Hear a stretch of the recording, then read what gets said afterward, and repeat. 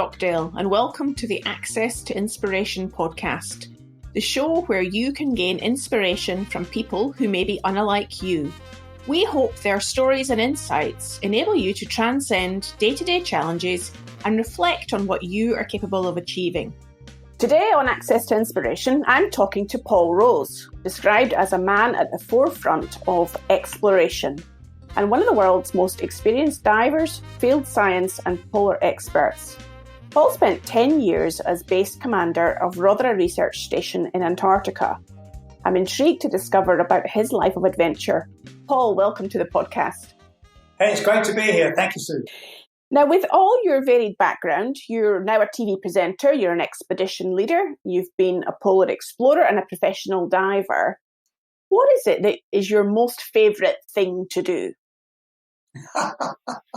For me, it's having that sense of colour in my life. So if I've just been at sea, rolling around in heavy conditions, cramped spaces, lots of noise, a full-on period of weeks at sea, then for me, it's getting back to somewhere that's dry and warm and not moving. Or if I've been in a hot place, working in a desert or something, then I'll do anything to get up into a cold place. So I have this complete circle going all of the time.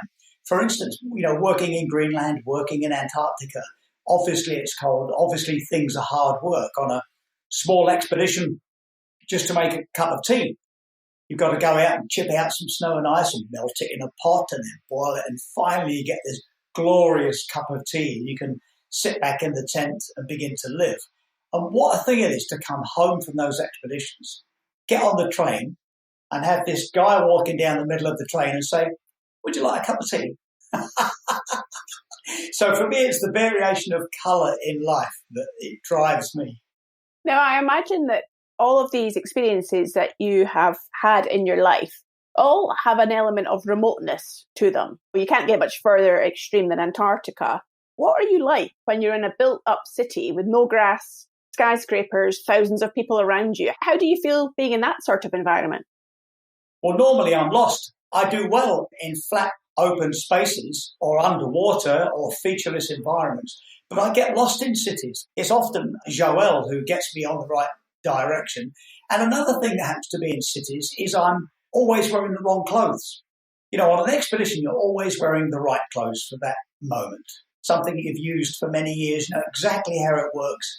You look at the conditions at sea, underwater, on the ice, you know exactly what to wear.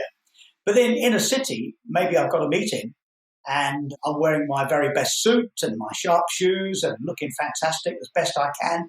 But guess what? It's -5 outside. And there you are, hopping amongst puddles and slush and snow in your expensive shoes. So you look smart in this meeting for 20 minutes. So when you find me in a city, I'm lost and wearing the wrong clothes. And I'm imagining that you're wishing to get back out into the wilds again. Exactly, because it's so much simpler. And as well as the noise and the sort of claustrophobia of urban life, it's the simple things I like. Polar regions tend to be white, blue, or black. And there's not many features. And similarly at sea, out on the open sea, it's a very simple perspective. And that's the thing that gives me a sense of freedom and opportunity and peace. What's it like spending 10 years as base commander down there in Antarctica? I'm sure people might think that's a prison sentence.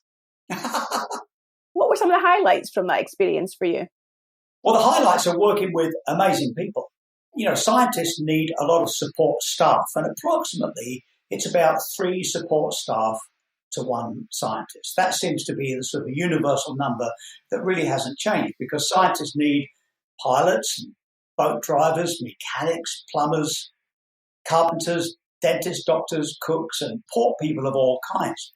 And being the base commander with this team of 100 plus people, and absolutely everybody focused on the message, there's a wonderful thing about that. It's just great. I would walk around the base sometimes, head full, trying to deliver this extensive, ambitious polar program at the end of the world's longest supply chain, and worrying almost about how it was going day to day. Being with that group of people is amazing. That's always been the highlight for me. This clarity of purpose and the simplicity of the surroundings and then the human element seems like it's a heady mix for you. Yes, that clarity of purpose is a big thing for me. I'm very good at shutting out noise and other priorities and focusing on the main single aim, because that's how we lead expeditions. We have one single aim and a careful ranking of supporting objectives. So it's very important at key times to close off those supporting objectives and get back to the main aim. Is every decision I make going to get this part of the ocean protected? Is every decision I make going to get me across Greenland? I've developed then a talent and a love for closing off noise and focusing on the single aim that matters. Well, that sounds like it's a really important thing. And particularly at this moment in the world when everybody's got an increased level of uncertainty in what they're doing, what tip would you give to people just now to help them based on your own experience? Be useful. There's something about being useful. My job description is an expedition leader. So I'm typically out. I'm not very good at just being in. So even for me, it's just going back to basics of being useful. When you're stuck in a tent in a bad storm and the storm lasts, say, a week or 10 days, and it's just you and another person in a small tent, you've got to be useful. So you may be out shoveling some snow, nip out again to check the guys to make sure the tent's okay, have a quick look at the weather and all of your equipment to make sure it's all right, get back in, think, well, in half an hour I'll start making some tea, and in an hour I'll make some cakes or something, do anything. Be useful, radio back to the base at the right time and try and do useful things, repair some equipment that maybe has come unglued. So at home here, I'm being useful. I'm keeping fit. I've bought another guitar, so I'm trying to remember all the things that I can hear myself play, but I've forgotten how to play them. Cooking more, doing anything that feels useful and building in interstitial fitness. Everything I do, I'm trying to do on the bike or by walking or running. And I promised myself that when I go into the office, I do 10 pull-ups on the pull-up bar that's now by the door. So it's a sense of being useful. And that's the one single word that I always remember is a sense of usefulness in what you're doing. And the other thing is just allow it to happen. We can't control at the moment exactly what's happening with COVID-19, and you can't control an enormous storm at sea. But what you can do is control what's happening on your boat. Or a big polar storm, you can control what's happening in your tent and how you are looking after yourself, feeding and drinking and things like this. So there is a sense of separating the things that you can't control to those that you can. I would say another facet that we've seen, certainly on the television programs you've presented, Paul, and even talking to you today, is your really strong sense of optimism and an upbeat energy. Where does that come from? I'm not quite sure, but I've always been an optimist. I think if we really looked at it, we would say that I'm an optimist because I don't have a lot of talent. I make things happen by often a sheer force of will. People say that Paul's quite a good leader because he gets his head down and run at it, so why don't we just follow him? So I've always been optimistic. When I've realised that I'm trying for something that I'm not sure I can do, I've often given myself a talking to and think I'm sure I can do it. Whether it's a rock climb, skiing across Greenland, a big expedition, putting something complicated together, I've always accepted that you don't need to know everything to make it happen. You could know maybe half of it and then hope the rest will just flow as you go into it. So I think of boats at sea. If you go around the British coast, there's a lot of fabulous boats that are absolutely perfect. Absolutely. They've got all the best electronics. They've got best insurance. They're the most fabulous boats imaginable. But they're never doing any big journeys. They're just there because maybe the owner wants to do one more little bit to make it a bit more perfect. So you don't have to be 100% ready to make great things happen. So I learned that as a kid because I was so useless, that I could still make things happen as useless as I was. So that gave me optimism. So tell us about Paul Rose as a youngster then. What was life like for you? Were you always wanting to be an adventurer and a diver? Well, I was always very happy and good mates and everything, but the main thing I wanted to be was out of school. I couldn't do school, I didn't like it, and along with a few of my mates, we were in a race to the bottom, really. Just couldn't do it, and I couldn't understand books. I couldn't learn from the books. Therefore, I got angry. I didn't like the teachers. And then me and my supportive little group of useless mates, we all ganged up and we were those terrible kids. So just all I wanted to do was be out. And with no imagination at all, I can still remember that overheated Victorian radiator next to me giving off that paint, that hot paint smell. And all I wanted to do was be out. I was good at being out of school. I was good at sports, but I could not be in that classroom. And at the same time, on television was Jacques Cousteau, Hans and Lottie Haas, and great diving adventures. And at the same, just after that, was Mike Nelson in his Sea Hunt television series. And Mike was a fictional character, but he was having amazing adventures underwater. He was rescuing pilots from crashed airplanes and men from flooded mines. All the beautiful women wanted Mike to fall, wanted Mike to teach him to dive. And I thought, that's for me. I'm going to walk down the beach with an enormous shark scar on my chest, a diving knife. All the women are going to come to me, no school. So even at 11, I knew I wanted to be a diver, but I had no idea how to get there. It wasn't in the family. That was the thing that kept me going, dreaming of being a diver, which was a bit like flying to the moon. So those television programs, they gave you inspiration and they gave you a sense of direction yourself. Oh, definitely. Yes, absolutely. And it looked easy. Jacques Cousteau wasn't talking much about science. In fact, in those days, he was blowing up reefs to get the Calypso through into the reef. He wasn't talking much about conservation. He was just underwater with his great team of men. Hans and Lottie Haas, they were working underwater with cameras, and they were a couple working underwater. And Mike Nelson made it look easy. And at the end of his show, he would sit in the cockpit of his boat and he would give us a little lesson. He'd say, you be careful out there in the sea, it's a dangerous place. And for all I know, he was saying, now listen, Paul Rose, you be careful. I was convinced he was talking to me. I was completely hooked. So how did you get from that inspiration on the television, disliking of school, to becoming a professional diver? When I was 11, quite naturally, I failed the 11 plus. In those days, you could take the test again at 13. 13 plus, I failed that. And I think I was the only one that failed the thing and was on a steep decline in secondary school until our geography teacher, Mr. Gray, took us to the Brecon Beacons. I was 14 and I fell in love with the whole idea of being out in the mountains. We stayed at the Merthyr Tydfil Youth Hostel. We walked every day. I found it easy to work with a map and compass. I had no idea I was doing trigonometry or even mathematics, come to think of it, but I had a feel for it, and I had a feel for good, safe routes and descents. I was great in the water. The whole thing of communal living in the youth hostel appealed to me. And I still remember those days of peeling potatoes into a bucket on the step of the youth hostel in the rain, thinking, wow, this is for me. And the days high on the hills when Mr. Gray was praising me, saying, wow, you're doing great. And I was far too stupidly proud to ever thank him or react properly to that. But I did enjoy it, and also enjoyed some of the kids at school that were cruising school and passing all the exams. And I was happy to see them having an absolutely terrible time in the bad weather in Wales. So it did me good. I was succeeding at something. You've also given us a sense of that illustration of your feeling of usefulness. Yes, usefulness. I was there. I was in my place, doing good. Got back to school with the energy of having a great period in Wales. In those days, you could leave if you passed something. So I managed to pass metalwork O-level. And that remains my highest academic qualification to date. I'm very proud of it. So then I could leave. I got an apprenticeship at Ford Motor Company as a toolmaker.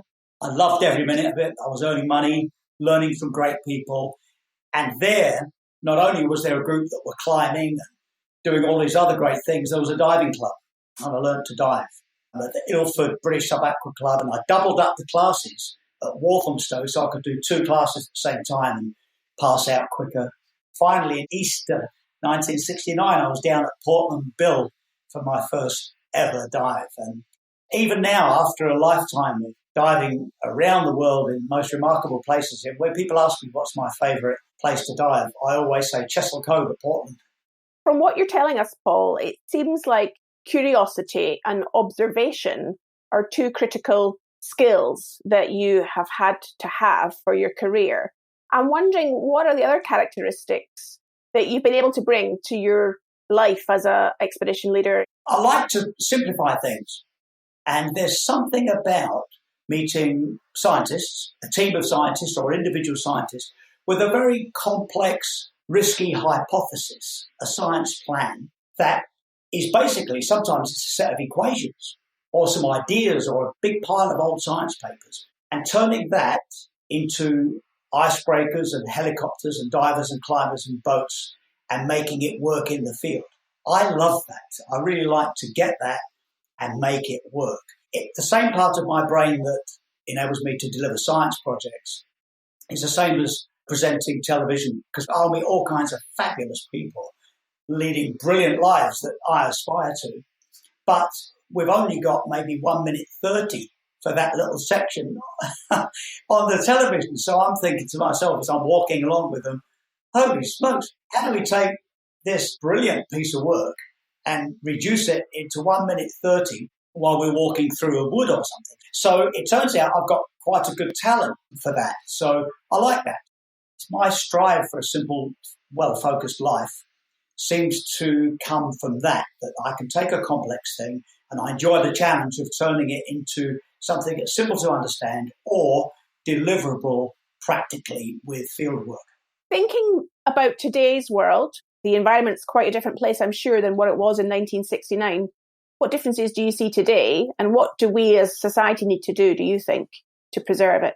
The biggest difference, I think, between my early years and now is we have lost our contact with nature. We have a very strange relationship with nature, it seems, where I keep getting the sense that people feel we are not part of nature. We carry on with our lives, our urban lives, where you could be completely remote from natural effects. You can eat any food you like at any season. You're always at the right place. You can just cruise along, have a happy life, and nature takes care of itself. Well, this recent crisis has brought to life that we've got a very disruptive relationship with nature and we need to get it back. And I'm optimistic, no surprise, that this will be the sort of springboard for a better relationship, because the only real long-term vaccine against future pandemics is to protect our biodiversity. And unless we do, we're going to fall into another one. So this is an optimistic period for me, as hard as it is to say. So yes, in my life, I've seen a change in the way we accept nature. I've seen a lot more understanding.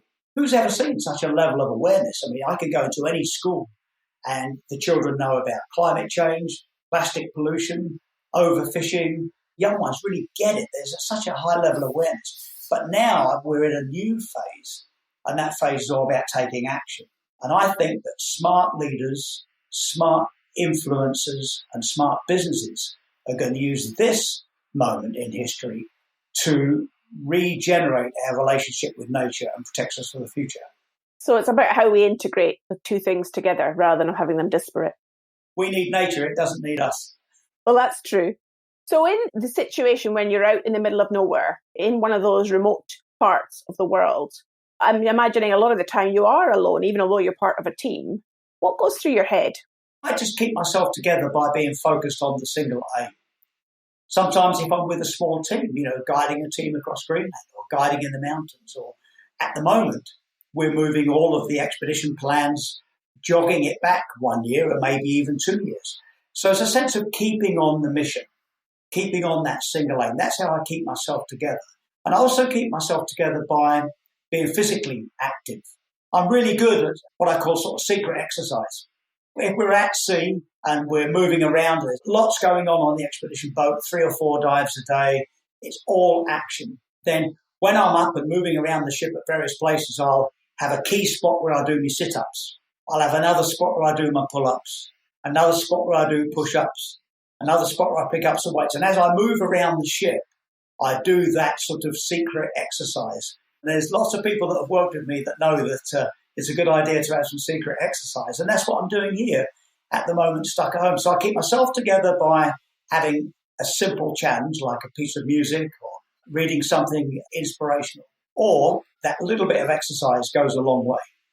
So what would you say to our listeners who may be listening to your story, Paul, and wanting to be doing something more adventurous themselves?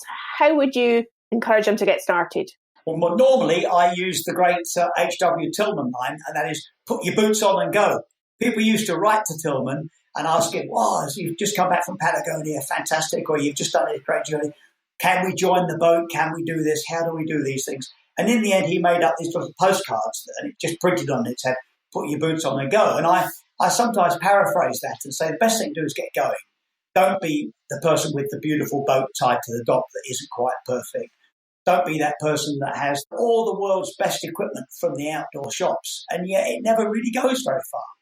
You're better off going. Take the risk and just go. Call in sick from work. Disappear.